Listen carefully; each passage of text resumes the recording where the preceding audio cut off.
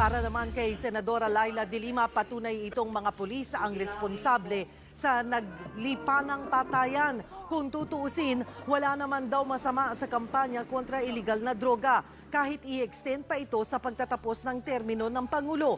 Pero kung i-extend din daw kasi ang extrajudicial killings, ibang usapan na ito. Ang kailangan gawin ng gobyerno sa ngayon ay humanap ng alternatibong paraan para sa war on drugs at palitan ang sablay daw na oplantukhang.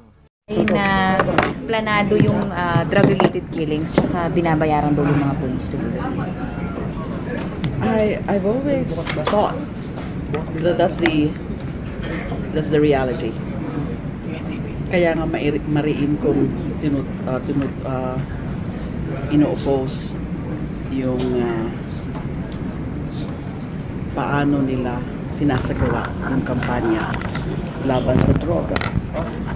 It's clear to me na the policemen are behind the killings or their agents or assets, probably paid or not.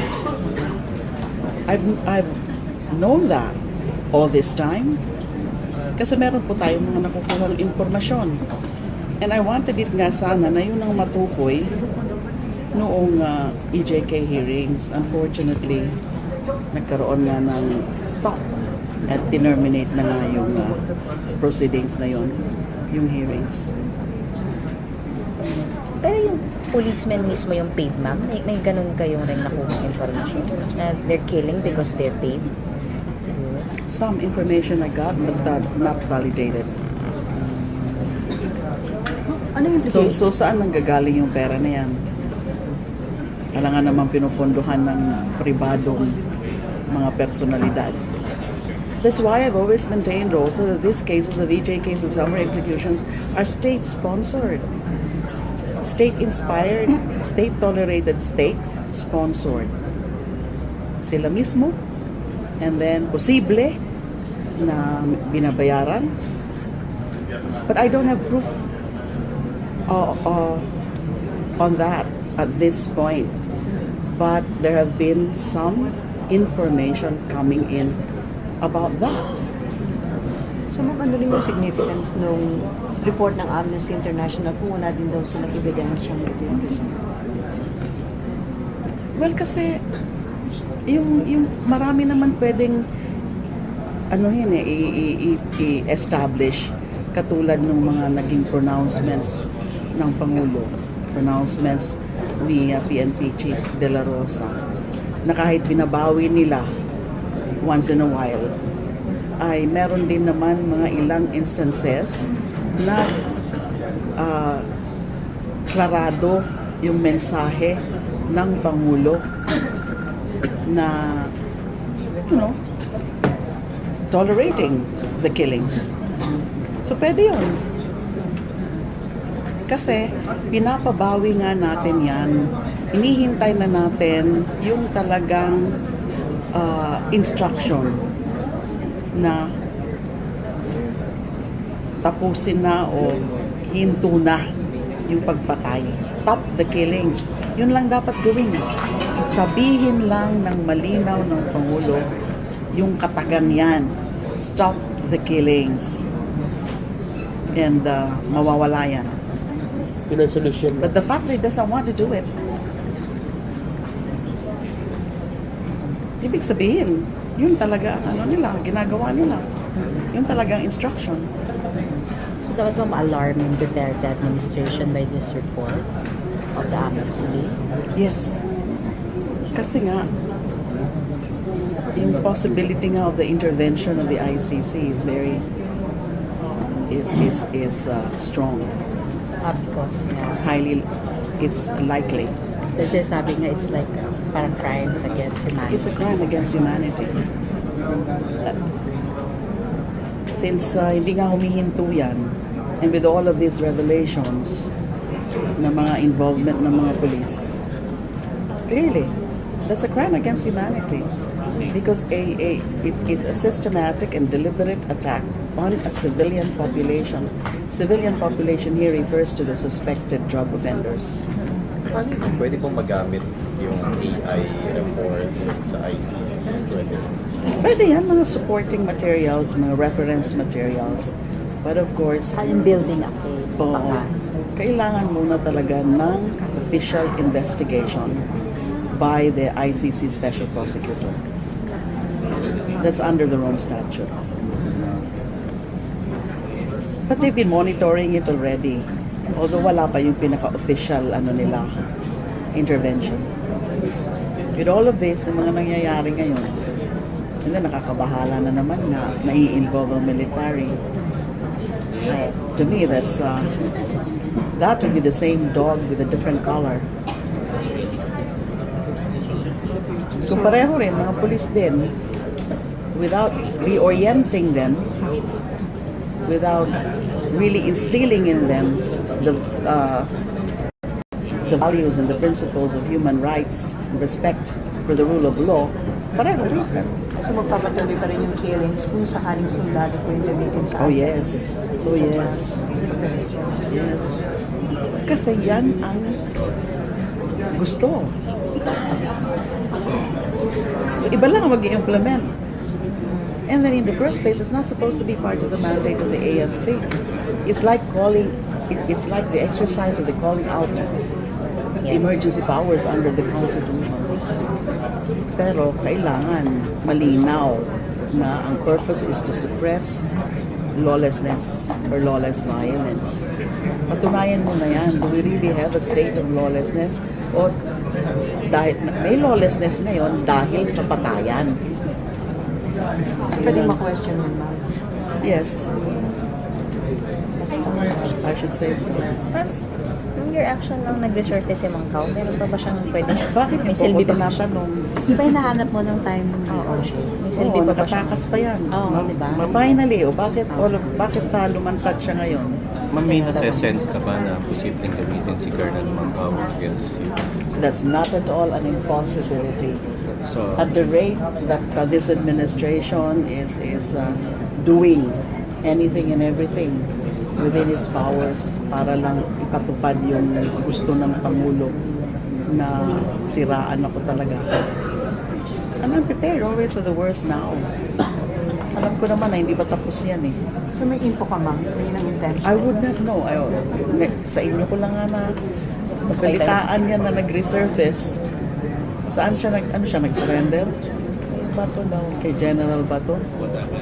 So ano na naman ang game plan may ng message. mga kampon ni Satanas? Oh my God. Huwag siya magpagamit. So that's your Kasi siya yung may message. kasalanan sa batas. Siya yung may kasalanan sa batas kasi tumakas siya sa official custody ng NBI. Now, meron na namang may pakana dyan para lang uli gamitin siya dahil nga yung mga una nilang plano puro naman mga palpak. Yung, baka nga. I don't know. I really don't know. Alamin muna natin ano yung rason kung bakit siya nag-surrender. Ayan, at saka tanungin siya, saan siya nagtago? Fugitive siya, saan siya nagtago? Hindi basta-basta na lang, nag-fugitive ka, and then you resurface, and then quiet ka, hindi mo sasabihin sa taong bayan kung saan ka nanggaling. Dapat kasama niyan, siguro may batas dapat, no? Yung Tell all. pag nagre-resurface ang isang fugitive.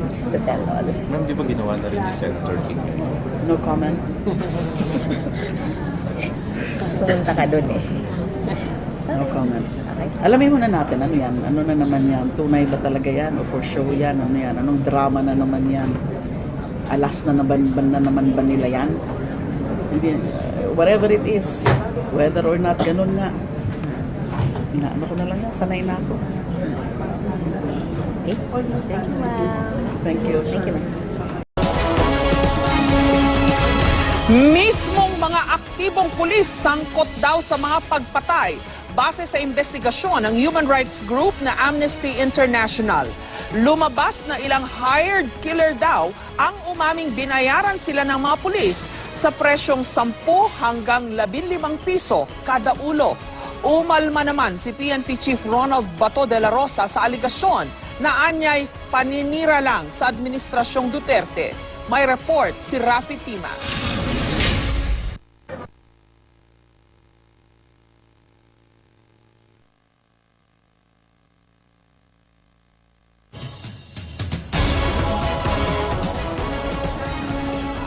Batay sa datos ng PNP mula July 1, 2016 hanggang nitong January 29, umabot na sa halos 4,000 ang mga kaso ng pagpatay na iniimbestigahan. Pero sa 2 buwang pagsisiyasat ng grupong Amnesty International, lumabas na mismo ang mga pulis daw na aktibo sa serbisyo ay sangkot umano sa ilang kaso ng pagpatay. Pag-amin umano ng mga hired killer, mga pulis pa raw ang nagbabayad sa kanila 10,000 piso kada ulo. Our research also found strong evidence of links between state authorities and unknown armed persons. Two paid killers told us their boss is an active duty police officer and said they received about $200 per killing. Ayon pa raw sa mga nakausap nilang di umanay hard killer, simula raw nang maupo sa pwesto si Pangulong Duterte, dumami raw ang kanilang napapatay. Mula sa dating 2 lang kada buwan, umakyat ito sa 3 hanggang 4 kada linggo o 12 hanggang 16 kada buwan. Hindi na ibinunyag ng Amnesty International ang pagkakakinanlan ng mga hired killer para sa kanilang seguridad. Sa 33 kasong inimbestigahan ng grupo, 20 ay sakop ng police operation. Ang 13 naman ay umano'y extrajudicial killing. Ang halos lahat ng biktima may hirap. Hindi rin daw dumadaan sa verification ng drug watch list na hawak ng mga lokal na opisyal at pulisya, kaya pati ang mga nagbago na, itinutumba pa rin. Ang mas masaklap, hindi raw maayos na naging investigasyon sa pagkamatay ng mga biktima. Natatapos ang investigation na pag nasabi lang, ay, murder, ay, unidentified assailant, ay, kilala na namin yung assailant. Pero yung pagpa-file ng case, paghahabol doon sa mga perpetrators, ay hindi kasama doon sa sinasabi nilang finish line. Agad umalma ang liderato ng PNP sa alegasyon ng Amnesty International. Paninira lang daw ito sa Administrasyong Duterte. Nakuha akong pera pambayad kung may totoo man yan. Hindi po binabayaran yung mga pulis na yan. Tinala, mahirap kasi sige lang nagsasabi na, ilabas na yung tao na yan in the open. Dahil, for all you know, paninira na naman yan sa Administrasyong Duterte. Ayon kay Senador Panfilo Lacson, malaki raw ang implikasyon sa bansa ng alegasyon ng Amnesty International. Pero dapat daw itong patunayan ng grupo. Accusing is one thing, but proving it is another thing. Of course, kailangan mayroong ebidensya. Unless magpresenta ng ebidensya yung Amnesty International, it will just remain loose talks or rumor. Ang Amnesty International ay isang global movement na nagsusulong sa pagrespeto sa karapatang pantao. Ikinatuwa ng grupo ang pagsuspindi ng PNP sa kanilang oklang tukhang at pagbuwag sa PNP Anti-Illegal Drugs Group. Sa pagbabagong ito ay huwag iiwanan yung mahigit na 7,000 na namatay. Ano ang mangyayari sa kanila? They still deserve full investigation and justice to them and to their family. Para naman kay United Nations Special Rapporteur Dr. Agnes Callamard, bukod sa pagpapahinto sa giyera kontra droga, dapat din daw imbestigahan ng mga pagpatay at papanagutin ang may sala. Sagot naman ng Malacanang sa pahayag ni Callamard, magpapatuloy ang giyera kontra droga hanggang sa huling araw ng Administrasyong Duterte. Hindi rin daw pinalalampas ng Estado ang extrajudicial killings na gawa ng mga karaniwang kriminal, pero mali umanong iniuulat bilang bahagi ng police operations. Malinaw daw ang direktiba ng Pangulo na masusing imbestigahan ng extrajudicial killings.